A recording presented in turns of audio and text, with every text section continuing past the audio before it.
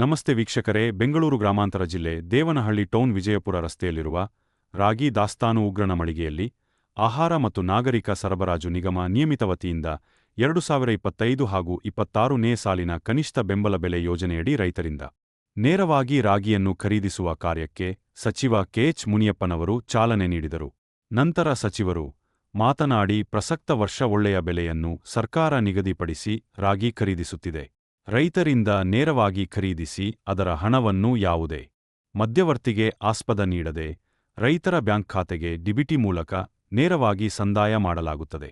ಗುಣಮಟ್ಟದ ರಾಗಿ ಪೂರೈಕೆ ಆದಲ್ಲಿ ಮುಂದಿನ ವರ್ಷದಲ್ಲಿ 8 ಲಕ್ಷ ಮೆಟ್ರಿಕ್ ಟನ್ ರಾಗಿ ಖರೀದಿಸುವ ಗುರಿಯಿದೆ ಎಂದು ತಿಳಿಸಿದರು. ಕಾರ್ಯಕ್ರಮದಲ್ಲಿ ಆಹಾರ ಮತ್ತು ನಾಗರಿಕ ಸರಬರಾಜು ನಿಗಮದ ವ್ಯವಸ್ಥಾಪಕ ನಿರ್ದೇಶಕರಾದ ಜಗದೀಶ್ ಅವರು ಮಾತನಾಡಿ, ರಾಗಿ ಬೆಳೆ ರೈತರ ಪಾಲಿನ ಸಂಜೀವಿನಿ ಇದ್ದಂತೆ. ರಾಗಿ ಬೆಳೆ ಕಡಿಮೆ ನೀರಿನಲ್ಲೂ ಉತ್ತಮವಾಗಿ ಬೆಳೆಯಬಹುದು. ರೈತರು ರಾಗಿ ಖರೀದಿ ಕೇಂದ್ರಕ್ಕೆ ಗುಣಮಟ್ಟದ ರಾಗಿಯನ್ನು ಸರಬರಾಜು ಮಾಡಲು ಆದ್ಯತೆ ನೀಡಬೇಕು ಎಂದು ಹೇಳಿದರು. ಈ ಸಂದರ್ಭದಲ್ಲಿ ಜಿಲ್ಲಾ ಪೊಲೀಸ್ ವರಿಷ್ಠಾಧಿಕಾರಿ ಚಂದ್ರಕಾಂತ್, ತಹಶೀಲ್ದಾರ್ ಅನಿಲ್, ತಾಲೂಕು ಪಂಚಾಯಿತಿ ಇಒ ಶ್ರೀನಾಥ್ಗೌಡ, ಗ್ಯಾರಂಟಿ ಪ್ರಾಧಿಕಾರದ ತಾಲೂಕು ಅಧ್ಯಕ್ಷರಾದ ಜಗನ್ನಾಥ್, ಬ್ಲಾಕ್ ಕಾಂಗ್ರೆಸ್ ಅಧ್ಯಕ್ಷ ಕೆ.ಸಿ. ಮಂಜುನಾಥ್, ರಾಗಿ ಖರೀದಿ ಉಗ್ರಾಣದ ಮ್ಯಾನೇಜರ್ ಅಚ್ಯುತ್ ಹಾಗೂ ಚಿಕ್ಕಬಸವಯ್ಯ ಸೇರಿದಂತೆ ಸ್ಥಳೀಯ ಜನಪ್ರತಿನಿಧಿಗಳು, ಅಧಿಕಾರಿಗಳು ಉಪಸ್ಥಿತರಿದ್ದರು. ವರದಿ ರಾಜುಗೌಡ.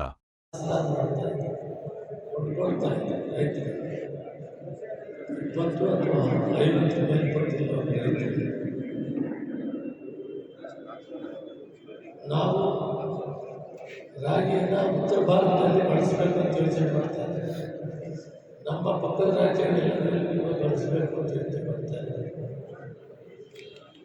ತಮಿಳುನಾಡು, ಕೇರಳ, ಆಂಧ್ರ, ತೆಲಂಗಾಣ ರಾಗಿ ಬೇಕು ಅನ್ನೋದನ್ನು ಹೇಳಿ ಅದು ನಾವು ಫುಡ್ ಕಾರ್ಪೊರೇಷನ್ ಮುಖಾಂತರ ಕೇಂದ್ರ ಸರ್ಕಾರದ ಮುಖಾಂತರ ಕೊಡುವಂಥದ್ದು ಬಹಳ ಮುಖ್ಯವಾದಂಥದ್ದು.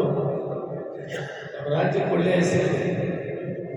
ತರಕಾರಿ ಬೆಳೆಯೋದ್ರಲ್ಲಿ, ಹಣ್ಣು ಹಂಪಲ ಬೆಳೆಯೋದ್ರಲ್ಲಿ ಇಡೀ ದೇಶದಲ್ಲಿ ಒಳ್ಳೆಯ ಹೆಸರಿದೆ. ನೀವು ಗುಣಮಟ್ಟದ ರಾಗಿಯನ್ನು ಸಪ್ಲೈ ಮಾಡಿದರೆ ಆ ಹೆಸರಾಗಿ ಉಳಿಯುತ್ತೆ. ಬಯಸ್ತೀನಿ. ಅತ್ಯುತ್ತಮವಾದ ಗುಣಮಟ್ಟದ ರಾಗಿಯನ್ನು ನಾವು ನಮಗೆ ತೋರಿಸ್ಕೊಡ್ಬೇಕು. ಅವಾಗ ಮಾತ್ರ ನಾವು ಖರೀದಿ ಮಾಡಲಿಕ್ಕೆ ನಮಗೆ ಸುಲಭ ಆಗುತ್ತೆ. ಯಾಕಂದರೆ ಅತಿ ಹೆಚ್ಚು ಬೆಲೆಯನ್ನು ತಗೊಳ್ತಾರೆ. ಮತ್ತೆ ಈ ರಾಜ್ಯದಲ್ಲೇ ಉಳಿಯಲ್ಲ. ಮಾನ್ಯ ಸಚಿವರು ನಿನ್ನೆ ನಾವು ಕೇಂದ್ರ ಸಚಿವರನ್ನ ಭೇಟಿಯಾದಾಗ ಕೂಡ ಒಂದು ಮನವಿಯನ್ನು ಮಾಡಿದ್ದೀವಿ.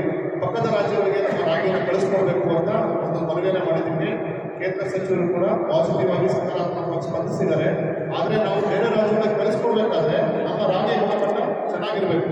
ಇದೇನಪ್ಪ ಈಗ ಕಳಪೆ ಗುಣಮಟ್ಟದ ರಾಗಿಯನ್ನು ಕಳಿಸ್ಕೊಟ್ರು ಅನ್ನೋ ಒಂದು ಭಾವನೆ ಬೇರೆ ರಾಜ್ಯದ ಅದು ಕೂಡ ಜನರೇ ಊಟ ಮಾಡೋದು ರಾಗಿನ. ಯಾಕಂದರೆ ಬೇರೆ ಯಾರಿಗೂ ನಾವು ಇದು ಮಾಡಲಿಕ್ಕಾಗಲ್ಲ. ಹಾಗಾಗಿ ತಮ್ಮಲ್ಲಿ ನಾವು ಮನವಿ ಮಾಡೋದಿಷ್ಟೇ, ದಯವಿಟ್ಟು ಗುಣಮಟ್ಟದ ರಾಗಿಯನ್ನು ನಮಗೆ ಕೊಡಿ. ಖಂಡಿತವಾಗ್ಲೂ ಕೂಡ ನಾವು ಖರೀದಿಯನ್ನು ಮಾಡ್ತೀವಿ ಅಂತ ತಿಳಿಸ್ತಾ ಮತ್ತೆ